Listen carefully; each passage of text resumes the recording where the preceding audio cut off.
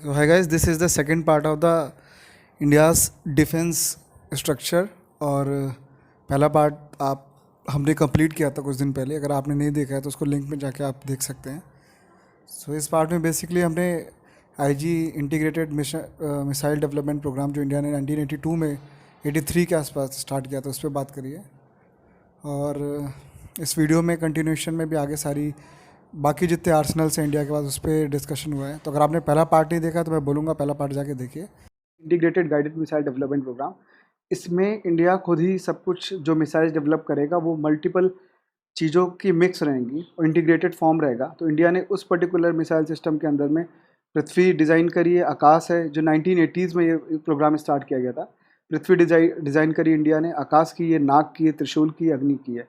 तो आप ये देख सकते हैं जो पृथ्वी है सरफेस टू सरफेस है, शॉर्ट रेंज भी है, बैलिस्टिक मिसाइल है, प्लस पृथ्वी में आपके पास जितनी है शॉर्ट रेंज के लिए सारे उसमें ऑप्शन है, 300-600 किलोमीटर या फिर उस बीच में किसी भी रेंज पे मारने के लिए पृथ्वी में सारे ऑप्शंस अवेलेबल है। आकाश है आपकी, जैसे नाम से समझ में आ रहा है, सरफेस टू एयर के लिए। नाग है हमारी, जो हम टैंक से फायर करेंगे, और उसके बाद फायर एंड फॉरगेट बोला जाता है इसको, कि एक बार आपने इसको फायर कर दिया तो आपको कुछ भी नहीं करना, टारगेट पे खुद लॉक होगी और खुद जाके वहाँ पे ये टारगेट को डिस्ट्रॉय कर देगी। त्रिशूल है हमारे पास, सरफेस टू एयर मिसाइल है जो कि बहुत शॉर्ट रेंज की है और लो लेवल पे कुछ भी आ रहा है उसके लिए है। तो और अग्नि है हमारे पास, जो कि मैंने अग्नि के बारे में आपको डिटेल में बताया कि जो कि हमारी इंटरमीडिएट और इंटर कॉन्टिनेंटल हम डिज़ाइन कर रहे हैं इस मिसाइल को बनाने के लिए।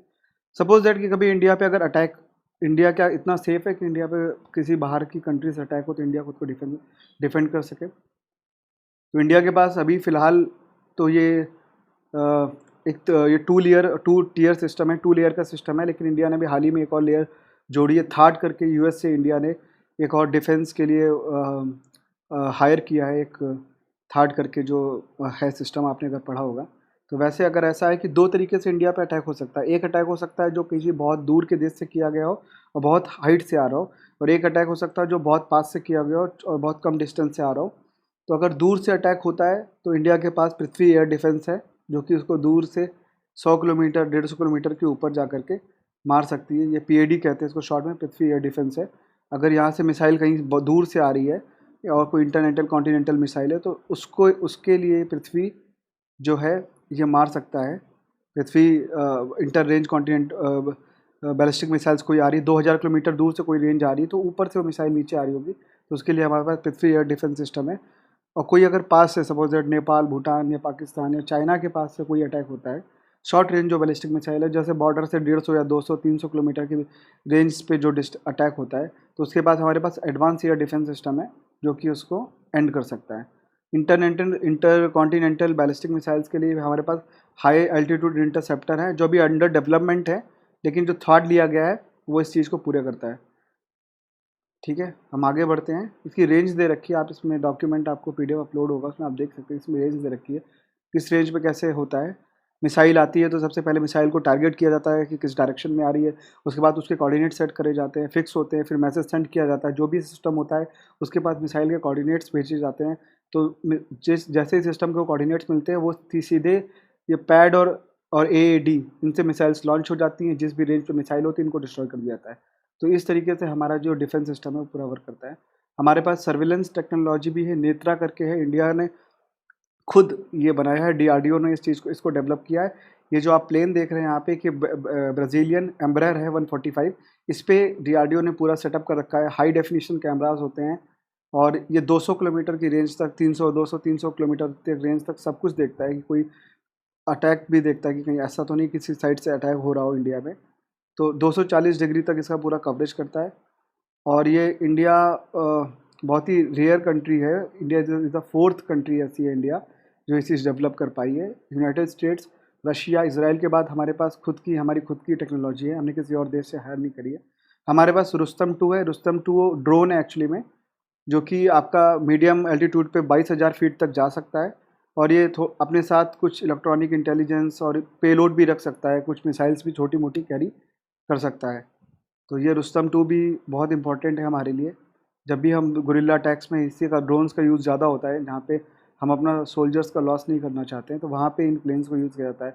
कोई भी ऐसी लोकेशन जहाँ पे पहाड़ियाँ हैं बहुत सारी, वहाँ पे भी आप यूज़ कर सकते हो।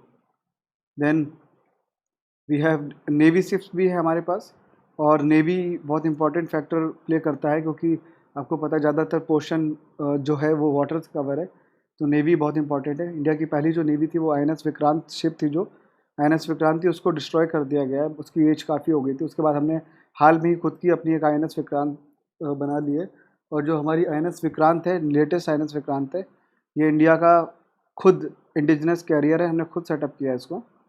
और we have INS Viraat, INS Vikramaditya, INS Vishal भी हमारे पास है। डिस्ट्रॉयर्स में हमारे पास है INS हमारे पास टोटल आपको पता है कि नेवी जो सिर्फ डिवाइड होती है, हम 6 या 7 कैटेगरी में डिवाइड करते हैं।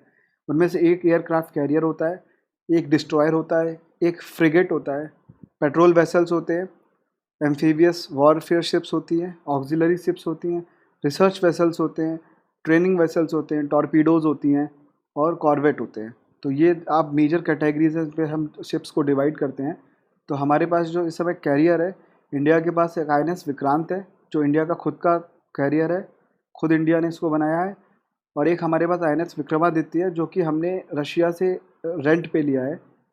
और एक हमारे पास INS विराट है जो हमारे पास एक और कैरियर है, बहुत टाइम से सर्व कर रहा है। पहले ब्रिटिश रॉयल आर्मी नेवी के लिए सर्व करता था, अभी हमारे लिए कर रहा है। इसकी एज काफ़ी ज़्यादा हो चुकी है, लॉन्गेस्ट सर्विंग कैरियर है वर्ल्ड में, आप देख सकते हैं। इसको भी रिटायर होने की बात हो रही है, इसके लिए भी अब नया विराट की जगह भी कोई नया हम कैरियर के कुछ तो प्रोसेस है जो अंडर प्रोसेस है, मेरे को नाम नहीं याद आ रहा इसका भी, लेकिन वो हम अभी उसको भी बनाने की कोशिश कर रहे हैं एक और कैरियर के लिए। डिस्ट्रॉयर्स में हमारे पास INS मैसूर है, INS राजपूत, राणा, रंजीत, ये सब नाम जो हैं जितने भी डिस्ट्रॉयर्स, एक प्रोजेक्ट 15 है। प्रोजेक्ट 15 में इंडिया की जो नेवी है उनको डिस्ट्रॉयर्स डेवलप करने हैं, तो सारे लगभग इंडिजिनस, इनमें से बहुत सारे जो है डिस्ट्रॉयर्स आप देख सकते हैं। INS पारादीप, पोरबंदर, ज़्यादातर आप इनमें नाम में एक चीज़ कॉमन देखेंगे कि जितने भी डिस्ट्रॉयर्स के नेम है इंडिया की किसी भी सिटी के नाम पे हैं। एयरक्राफ्ट के जितने भी नाम हैं इंडिया के, ये किसी न किसी इंडिया के जो एंशियंट किंग है उनके नाम पे हैं। जितने भी फ्रिगेट्स हैं आप देख रहे हैं वो इंडिया की किसी न किसी रिवर पे या जितनी भी लोकेशन से कोई हिली एरिया, इस पे आपके नाम रखे गए हैं फ्रिगेट्स के, जैसे शिवालिक है, सतपुरा, शाद्री है, वेस्टर्न घाट्स जिसे बोलते हैं, तलवार है, ब्रह्मपुत्र, गोदावरी है। तो जितने फ्रिगेट्स के नाम है इंडिया की जोग्राफिकल कंडीशन पे रखे गए हैं। और जो पेट्रोल वेसल्स है जैसे सारथी, सुमित्रा, ये भी इंडिया के एंशियंट चीज़ों पे ही इनके नाम रखे गए। तो पेट्रोल वेसल्स का काम होता है समुद्र में कुछ नॉटिकल माइल्स तक पेट्रोलिंग करना, 12 नॉटिकल माइल्स परमिट होता है, प्लस 12 + 12 24 तक इंडिया के अंडर में आता है। और 24 के बाद जो रीज़न होता है उस पर हम डिटेल में वीडियो भी बना सकते हैं आगे जाकर के कि वो हम कैसे देखते हैं, और जो आगे का सी का एरिया होता है उसकी कंट्रोल किसके पास होता है। एम्फीबियस वॉरफेयर शिप्स भी हैं, INS ये जलाश्वा है, INS शार्दुल है, ये सब आप एक साथ देख सकते हैं। इतना है इंडिया के पास। इंडिया तो नेवी में इंडिया काफ़ी अच्छा है। सबमरीन्स भी है हमारे पास। सबमरीन्स बेसिकली 2 टाइप्स की होती है, एक जो न्यूक्लियर से चलती हैं, दूसरी जो डीजल वाली होती है। तो न्यूक्लियर वाली जो बहुत नीचे तक जा सकती है और बहुत समय तक पानी में रह सकती हैं, क्योंकि उनको बार बार डीजल की ज़रूरत नहीं होती है, और न्यूक्लियर खुद सेल्फ सफिशिएंट है हाई एनर्जी प्रोड्यूस करने में। तो उसमें अरिहंत क्लास है और अकुला क्लास है। और जो डीजल सबमरीन्स हमारे पास जैसे सिंधु घोष, शिशुमर क्लास और कलवरी क्लास, तो ये वो सारी की सारी सबमरीन्स हैं। INS अरिहंत बहुत इंपॉर्टेंट, एग्जाम में ज़्यादातर पूछा जाता है कि इनमें से कौन सी सबमरीन न्यूक्लियर क्लास है। तो न्यूक्लियर क्लास में आपको याद रखना है 2 सबमरीन्स है, अरिहंत और अकुला। तो INS अरिहंत और INS अरिधमान ये आपकी न्यूक्लियर क्लास सबमरीन है जो कि अरिहंत में आती हैं। और अकुला जो इनका सब टाइप है उसमें कौन सी आती है, INS चक्रा। तो इंडिया के पास फ़िलहाल 3 न्यूक्लियर पावर्ड सबमरीन है, और बाकी डीजल वाली तो काफ़ी हैं। आप ये देख सकते हैं कि माउंटेन पे, वॉरियर्स पे, सिटी पे, एनिमल पे ऐसे इंडिया नाम रखता है अपनी सबमरीन्स का। जैसे मैंने बताया कैरियर का नाम किंग के ऊपर रखा गया है। उसके बाद ये आप देख सकते हैं कैरियर का नाम किंग के ऊपर रखा गया है, डिस्ट्रॉयर्स का नाम सिटीज़ के ऊपर रखा गया है, फ्रिगेट का नाम रीजनल्स जो भी रीजन में कोई भी अगर फेमस चीज़ है, रिवर्स है, कुछ है, उसके ऊपर रखा गया। ऐसे नाम रखे जाते हैं, पूरी लिस्ट है किस पे कैसे नाम रखा है, तो आप ये लिस्ट देख सकते हैं।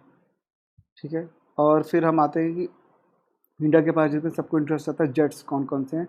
हवाई अटैक के लिए या डिफेंड करने के लिए, अटैक करने के लिए क्या है हमारे पास, लाइट कॉम्बैट एयरक्राफ्ट है तेजस, एडवांस लाइट हेलीकॉप्टर है ध्रुव, अनमैन्ड एरियल व्हीकल है निशांत, अनमैन्ड UAV बोलते हैं इनको, निशांत है जिसमें मतलब सिर्फ अगर आपको सर्विलांस करना है तो निशान के थ्रू करेंगे, अगर आपको सर्विलांस के साथ कोई फाइट भी करनी है, कुछ अगर उसमें आर्सेनल भी रखना है तो हम रुस्तम का यूज़ करेंगे। ड्रोन सिस्टम है, लक्ष्य करके है, जो पूरा ड्रोन मैनेज करता है इंडिया का। न्यूक्लियर जो हमारे पास जेट्स है, हमारे पास सुखोई है, SU-30 जिसको अभी अभी हम और भी एडवांस लेने वाले हैं। मिराज है 2000, MiG-29 है जो पुराना हो चुका है, हम इसको रिप्लेस करने का सोच रहे हैं, उसका नया वर्जन हम। रफ़ाल है जो हम कोशिश कर रहे हैं कि रफ़ाल ज़्यादा से ज़्यादा प्रोक्योर कर सके। कंट्रोवर्सी आपने देखी थी, बहुत ज़्यादा हुई थी रफ़ाल पे। तो रफ़ाल के बारे में थोड़ी बहुत डिटेल है कि फ्रांस से हमने इसको ऑक्यूपाई कर रहे हैं। डसाल्ट इसका जो मैन्युफैक्चरर है, और फर्स्ट फ्लाइट इसकी थी जुलाई 4, 1986 में इसने फर्स्ट टाइम अपनी उड़ान भरी थी। और स्पीड काफ़ी अच्छी है, 22,000 किलोमीटर प्रति घंटे की रफ्तार से उड़ सकता है। रेंज काफ़ी अच्छी है, एक बार फ्यूलिंग के साथ 3700 किलोमीटर तक ये जा सकता है, और न्यूक्लियर वॉरहेड भी कैरी कर सकता है। तो Rafale is very important for India, because India जो नेशन है अपने आप में, इसकी जो ज्योग्राफी है बहुत ही थ्रेटफुल है। एंशियंट टाइम्स पे हम पे अटैक होता ही रहा है, और अभी भी हमारे जो नेबर्स हैं China and Pakistan, both are nuclear capable countries. So we need good aircrafts and all that to protect our citizens. तो ये इंडिया की प्रायोरिटी भी, प्राथमिकता भी है कि हमारे पास बहुत अच्छे फ्रिगेट्स होने चाहिए, नेवी बहुत स्ट्रांग होनी चाहिए, आर्मी बहुत स्ट्रांग होनी चाहिए इंडिया की, ताकि हम अगल बगल के देश से खुद को प्रोटेक्ट कर सकें। इसीलिए चीफ ऑफ डिफेंस स्टाफ बनाया गया है, उस पर भी हम अलग से क्लास ले सकते हैं। अब ये बात होती है आर्मामेंट्स की कि जो बेसिक हमारे छोटे टैंक्स हैं या फिर जो ज़मीन पे चलते हैं, तो इंडियन स्मॉल आर्म्स हैं, इन्फेंट्री आर्मामेंट्स है, पिनाका मिसाइल्स होती हैं जो एक साथ, आप देखा होगा वीडियो, रॉकेट से मल्टीपल मिसाइल्स एक साथ लॉन्च कर सकते हैं। अर्जुन हमारा जो है मेन बैटल टैंक है, अर्जुन बहुत ही वर्ल्ड का one of the best battle tank है। अभय है हमारे पास इन्फेंट्री कॉम्बैट व्हीकल, और तरंग है हमारे पास, अगर कोई रेडार में कोई भी चीज़ आती है तो तरंग जो है उसको कैप्चर करके उसका मैसेज कर सकता है। These are the infantry armament we have. तो इंस्टीट्यूशनल फ्रेमवर्क में आपको बता चुका हूँ कैसे ये वर्क करता है। मिनिस्ट्री ऑफ डिफेंस है, उसके अंदर में 5 डिपार्टमेंट है। हाल ही में एक नया डिपार्टमेंट बना है जिसको chief of defence staff Bipin Rawat ji head करते हैं। इन सब का काम है अलग अलग डिफेंस से रिलेटेड चीज़ों को मैनेज करना। मिनिस्ट्री ऑफ डिफेंस जो भी बजट लाती है, कितना बजट कहाँ स्पेंड करना है, क्या करना है, सब बैठक के बाद मीटिंग्स होती हैं, यहाँ पे सब डिसाइड किया जाता है। इस तरीके से सारा वर्क करता है। तो ये टोटल वीडियो था। I hope this is what we have designed. इसके 2 पार्ट हैं, वो आपको मिलेंगे, ठीक है। और लेट्स सी अगली बार मैं क्या लेके आता हूँ। तो this was 10 minutes for today guys, let's see tomorrow, bye.